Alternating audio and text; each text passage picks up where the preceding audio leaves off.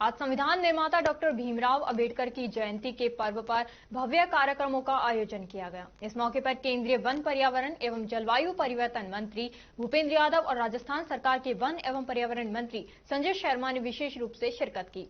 कार्यक्रम की शुरुआत बाबा साहेब की प्रतिमा पर माल्यार्पण और जय भीम के नारों के साथ हुई। कार्यक्रम में बाबा साहेब की पुस्तकों का वितरण किया गया और उनकी जीवनी पर आधारित प्रदर्शनी का आयोजन भी किया गया। इसके साथ ही छात्राओं और युवाओं को संविधान की मूल भावना और बाबा साहेब के विचारों से जोड़ने का प्रयास किया गया।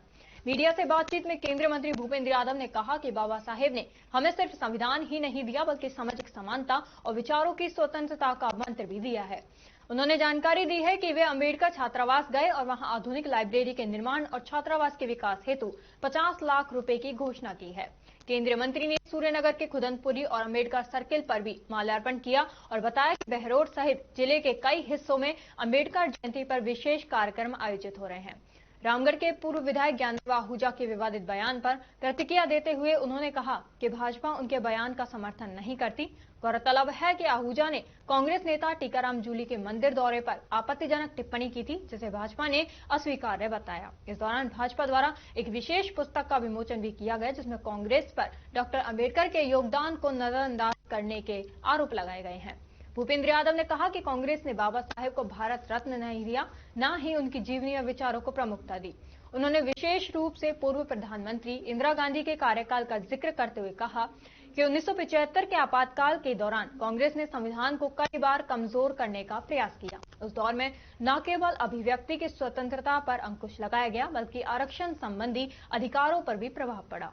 उन्होंने कहा कि इतिहास का तथ्य है कि आपातकाल ने संविधान की मूल भावना को चुनौती दी थी और कांग्रेस ने बाबा साहेब को संविधान को अपने राजनीतिक हितों के लिए मोड़ने का प्रयास किया। भाजपा का ये कार्यक्रम न केवल अंबेडकर जयंती का सम्मान था, बल्कि उनके विचारों को जन जन तक पहुंचाने का एक सशक्त प्रयास भी है। लोग जो आज यहाँ पर आ रहे हैं, सब बाबा साहब के जो दिए हुए शिक्षा के संकल्प है, आगे बढ़ने के संकल्प है, उसको पूरा करने के लिए आ रहे हैं। आज सुबह हम छात्रावास में भी गए थे, वहां पर उसकी लाइब्रेरी को ई लाइब्रेरी बनाने की भी हमने बात करी और बालिका छात्रावास के लिए सांसद कोष से 50 लाख रुपए भी हमने दिए हैं, ताकि लड़कियों की शिक्षा, जो हमारे दलित समाज की जो लड़कियां हैं, उनके लिए एक अच्छा वातावरण अलवर में खड़ा हो।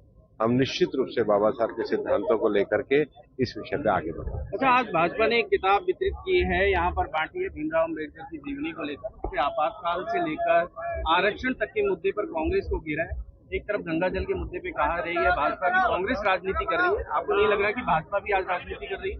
नहीं, विषयों को रखना, इतिहास को तथ्यपरक रूप से रखना, और बाबा साहब तो चुनाव हारे ही थे। कांग्रेस ने ये षड्यंत्र किया था कि वो लोकसभा में ना आ पाए, और कांग्रेस ने तो कभी बाबा साहब के लिए भारत रत्न की बात नहीं कही। बाबा साहब के जो स्मारक स्थल थे, चाहे मऊ में उनका जन्म हुआ हो, चाहे इंग्लैंड में जहाँ पे उन्होंने शिक्षा प्राप्त करी हो, चाहे उन्होंने जहाँ नागपुर में दीक्षा भूमि में दीक्षा प्राप्त करी हो, या दिल्ली में जो स्थान जहाँ पर उनका महापरिनिर्वाण हुआ, और उसके बाद मुंबई जहाँ चैत्य भूमि में उनके अंतिम संस्कार हुए, कांग्रेस ने तो उनको उपेक्षित रखा। उसको तो पूरा करने का काम, आगे बढ़ाने का काम प्रधानमंत्री नरेंद्र मोदी जी ने किया। तो कांग्रेस का तो कोई विषय ही नहीं है। कांग्रेस तो पूरी तरीके से, कांग्रेस के राज में ओबीसी को भी आरक्षण नहीं मिला। जब इस देश से कांग्रेस गई तभी ओबीसी को आरक्षण मिला। इस देश से कांग्रेस गई तभी बाबा साहब को भारत रत्न मिला। कांग्रेस तो कभी दलित और पिछड़ों के लिए कुछ किया ही नहीं कांग्रेस ने।